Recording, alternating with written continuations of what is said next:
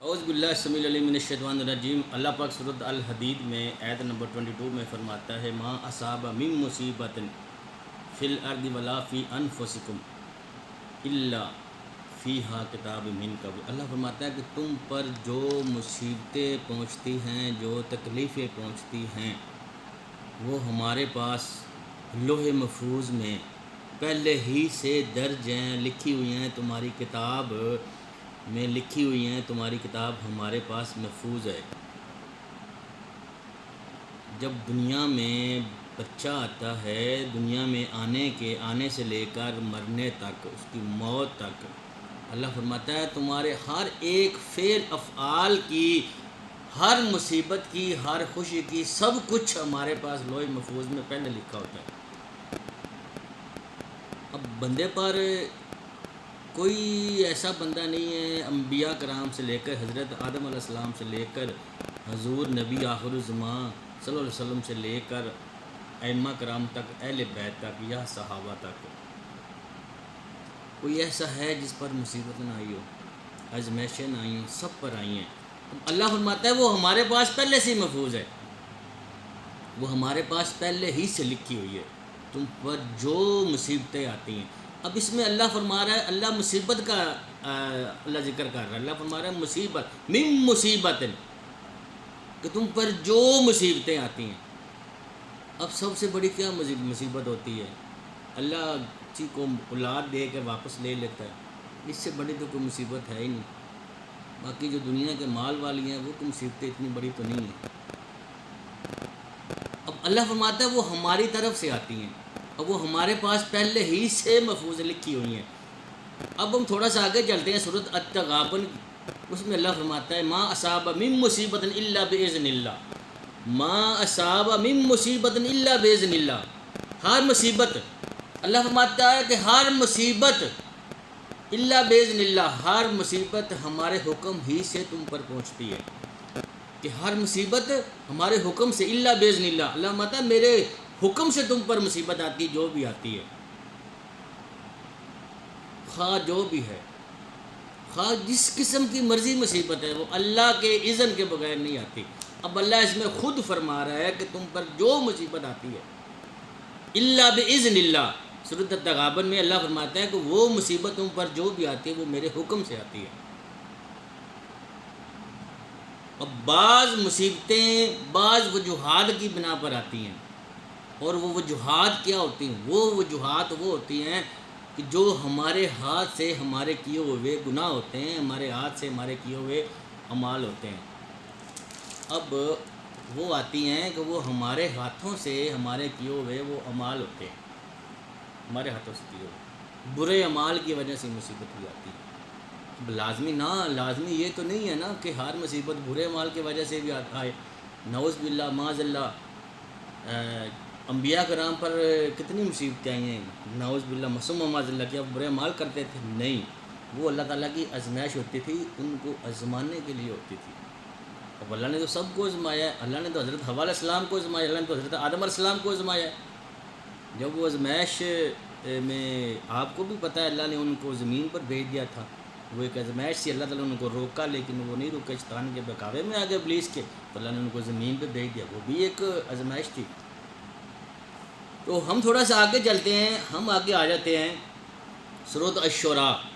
اب اس میں اللہ فرماتا ہے وَمَا أَصَابَكُم مِّن مُّصِيبَةٍ فَبِمَا كَسَبَتْ أَيْدِيكُمْ وَيَعْفُو عَن كَثِيرٍ، اور جو تمہیں مصیبت پہنچتی ہے وہ تمہارے ہاتھوں سے تمہارے کیے ہوئے اعمال کی وجہ سے پہنچتی ہے۔ اب اس میں جو پہلے گفتگو ہو رہی تھی اس کے بعد اب اس سے ثابت ہوگی، اللہ فرماتا ہے کہ تم پر جو بھی مصیبت پہنچتی ہے وہ تمہارے اپنے ہاتھوں سے کیے ہوئے تمہارے اعمال کی وجہ سے پہنچتی ہے۔ اب اس دور میں یا پچھلے دور میں یا اس سے پچھلے دور میں، اب آپ چلے جائیں انبیاء کرام و معصومین کو چھوڑ کر، واجدیت کے جو وفادار اہل بیت صحابہ تھے، آپ ان کو چھوڑ کر آپ دیکھ لیں کہ کتنی مصیبت آئی ہیں، بڑے بڑے شاہوں پر آئی ہیں، صحابہ کرام پر بھی آئی ہیں۔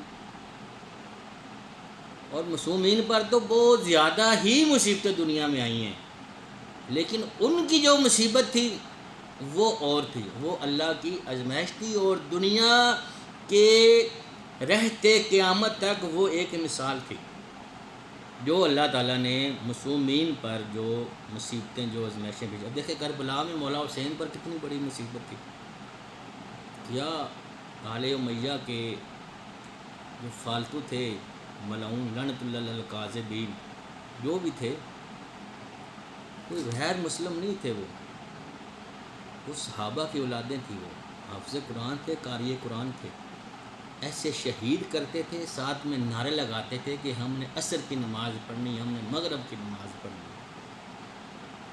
اب دیکھیں اس مصیبت پر بھی اہل بیت نے کتنا صبر کیا۔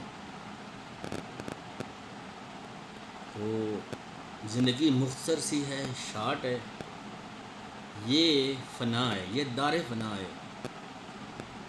دیکھیں انسان خالی ہاتھ آیا ہے، غور سے سنیں، خالی ہاتھ ہے، اللہ تعالیٰ کی آزمائش ہے ہم پر، اللہ تعالیٰ نے ہمیں آزمائش کے لیے بھیجا ہے۔ جیسے اللہ پاک قرآن میں فرماتا ہے وَمَا خَلَقْتُ الْجِنَّ وَالْإِنسَانَ إِلَّا لِيَعْبُدُونِ، اللہ فرماتا ہے کہ میں نے جنوں اور انسانوں کو خلق ہی، پیدا ہی اس لیے کیا ہے، اپنی عبادت کے لیے کیا ہے۔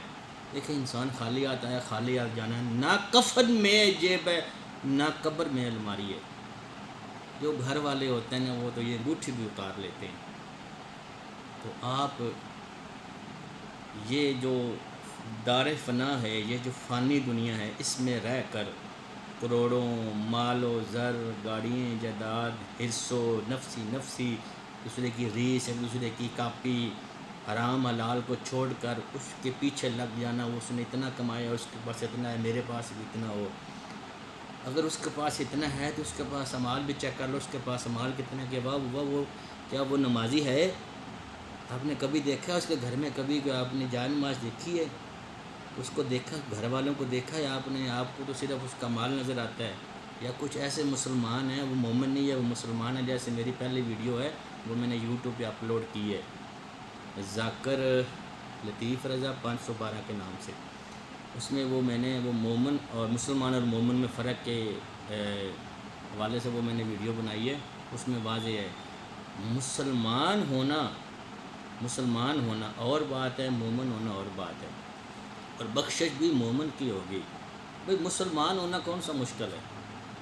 بعض مسلمان ایسے بھی ہیں، فجر کے مسلمان ہیں یا جمعے کے مسلمان ہیں، باقی 4 نمازیں گئی اور باقی ہفتے میں جو باقی نمازیں آتی وہ بھی گئی، جب وہ صرف مسلمان ہیں، لیکن وہ آس لگائے بیٹھے ہیں، ٹکٹ لیے بیٹھے کہ ہم جنتی ہیں، وہ جنتی نہیں ہے۔ باقی اگر وہ سوچے نا کہ وہ کنجری نے بلی کا بچے کو بچایا، کتی کا بچے کو بچایا تو وہ جنتی، یہ سب کہانیاں ہیں، یہ سب صوفیوں کی، مولویوں کی، جہلوں کی یہ بنائی یہ جھوٹی کہانیاں ہیں، قرآن سے بڑی کوئی دلیل نہیں ہے۔ قرآن آپ ترجمے تفسیر سے پڑھ کے دیکھیں، الحمدللہ میں نے بارہا پڑھا ہے، تفسیر سے پڑھا، پڑھ کے دیکھیں، آپ کے 14 طبق نہ روشن ہو جائیں تو میرا نام ذاکر لطیف رضا نہیں، آپ کو پتہ چل جائے گا قرآن میں کیا ہے، زندگی کیا ہے۔ تو آخر میں یہی آپ سے عرض کروں گا کہ مرنے سے پہلے مسلمان کر لے ذرا غور، کتابوں کا خدا اور ہے، بابوں کا خدا اور۔ وما علینا الا البلاغ المبین، واخر دعوانا الحمدللہ۔